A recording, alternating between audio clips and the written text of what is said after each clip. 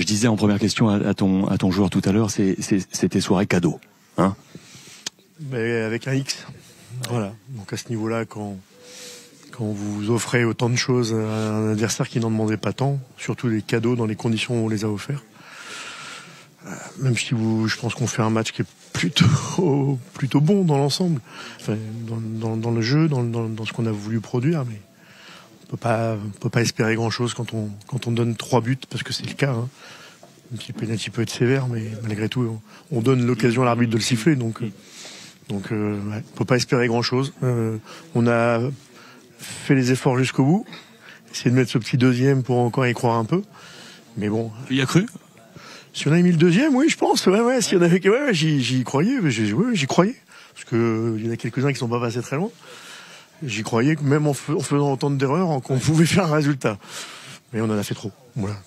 Tout simplement, on en a trop fait. Dans ta lecture, hormis ces erreurs individuelles, qu'est-ce que tu as vu comme erreur principale collective? On a vu des problèmes, nous, en hauteur de notion de bloc et autres. Est-ce que tu as perçu ça? Qu'est-ce que tu as aperçu? Le truc, c'est que quand tu es mené au score contre Nice, tu es obligé de continuer à avancer, et ton bloc, tu ouvres un peu d'espace. Alors, ça m'a... Mais quand on regarde bien, ils n'ont pas eu de situation de... Enfin, on les a toutes contrées quand même à un moment, et ça m'a pas choqué. Voilà. Le bloc, il s'ouvre évidemment quand t'es mené, que t'es à domicile, tu vas chercher. C'est logique finalement. Mais on l'a pas, heureusement qu'on l'a pas payé, parce que je trouve qu'on a quand même plutôt bien défendu. Même sur des situations où le bloc était un peu plus ouvert. Donc, ça, voilà, il faut être encore plus juste techniquement, même alors, au-delà des pertes de balles, il faut être encore plus, évidemment, il faut être aussi encore plus juste techniquement sur des situations, notamment, je pense, à la première demi-heure, on a des pertes sur lesquelles on doit encore mieux faire, évidemment mieux faire. Mais c'est aussi certainement la réalité de notre équipe, de mon équipe.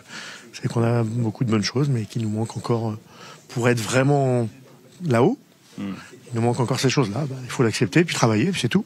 Ton changement à la mi-temps, il est motivé. Grady était touché un peu ou par Guzanov? Il y avait une gêne au mollet. Voilà. On va pas le péter complètement au moment d'un trêve international, donc il n'y avait pas de risque à prendre. Avec justement des attaquants, on savait qu'il allait y avoir des transitions, des contre-attaques avec des joueurs assez puissants en face. Donc je voulais d'abord pas prendre de risque pour la santé de Joe. Et puis voilà, c'était juste ça, c'était motivé par ça. Je te pose la dernière question en reprenant celle que je t'ai posée dans l'avant-match. C'était un match pour la Ligue des Champions, ça, Franck?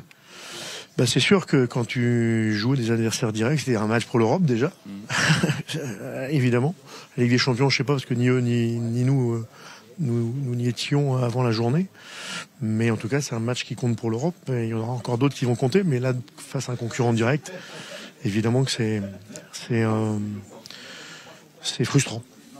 Merci Franck. Merci.